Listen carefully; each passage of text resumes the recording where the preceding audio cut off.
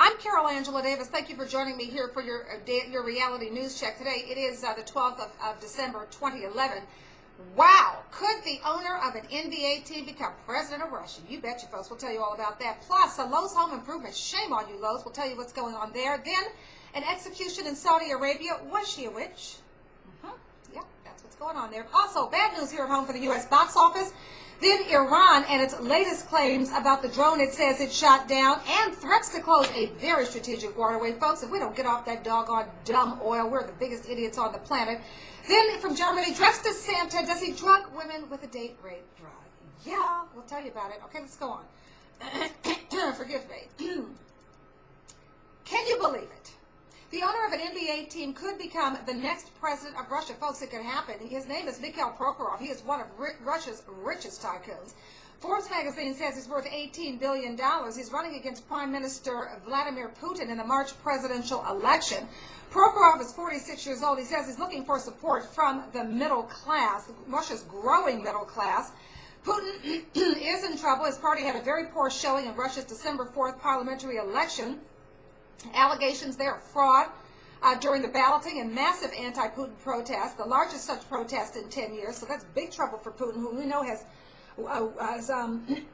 ruled with an iron hand there.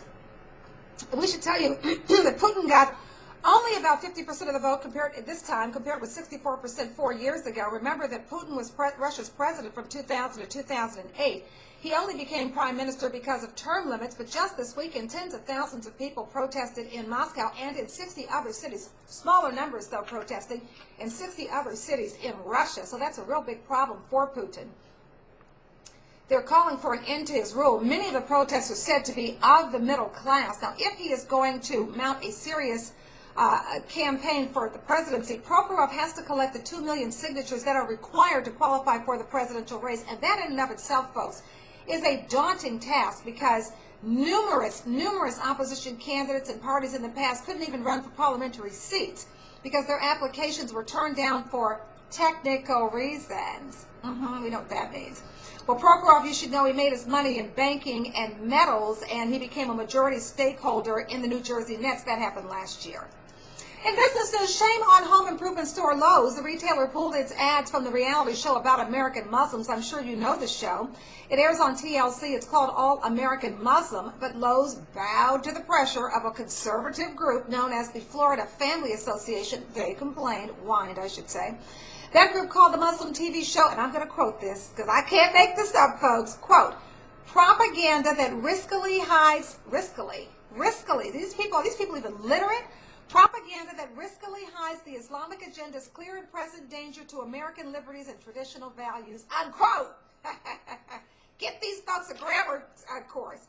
The show chronicles the lives of 5 families from Dearborn, Michigan, which is a suburb of Detroit. It has a large Muslim and Chaldean population. Dawood Walid, he's the Michigan director of the Council on American Islamic Relations. Well, he says his group is very disappointed at Lowe's, and what they call Lowe's, and I will quote this, capitulation to bigotry, unquote. There it is, folks. In entertainment news, there is bad news for the U.S. box office. Sales are at their lowest in 3 years. Right now, total box office revenues for 2011 are about 4% down compared to last year. The last 2 weeks, you should know, have been the lowest performing at the U.S. box office for the entire year. Not good news, okay? Let's go on now we're going to go to some international news. We're going to go to Berlin, where a man dressed as Santa allegedly drugged a 15-year-old girl at a Christmas market there. Now, authorities say, this is what they're telling us, they say that he offered the girl and her friend some alcohol, a shot of alcohol in a paper cup. Now, one girl refused. Hello. The other one took both cups and drank it all down. Of course, right after that, she started vomiting and had to be taken to the hospital. Police say there was a date rape drug in the shot. Another lady said the same thing happened to her and a friend. They took alcohol from a man who said he was celebrating becoming a first-time father, and they got sick. All of this happening at those Christmas markets there in Germany. And apparently what happens is, in Germany, Christmas markets are traditional outdoor holiday markets with stands that sell crafts, ornaments, and small gifts, along with an array of food and drink, including multiple varieties of hot mulled wine. I don't think so. All right, from Iran, reportedly Iranian experts are in the final stages of recovering data from the U.S. drone that they say that they shot down.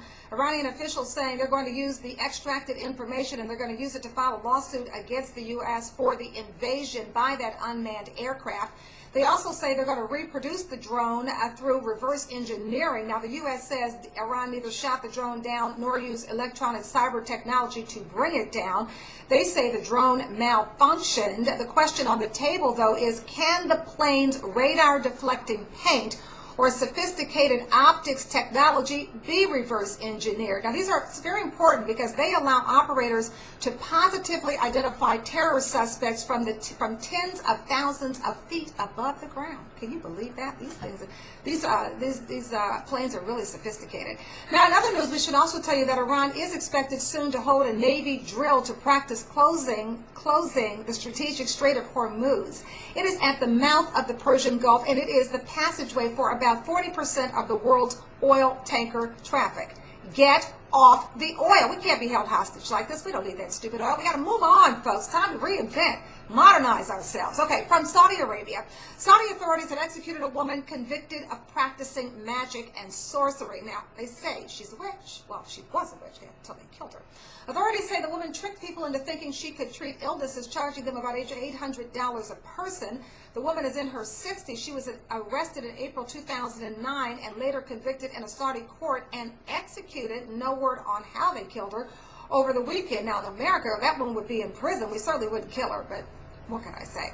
Those are your stories. I'm Carol Angela Davis. This is your Reality News Check for December 12th, 2011. Have yourself a wonderful day. See you Wednesday.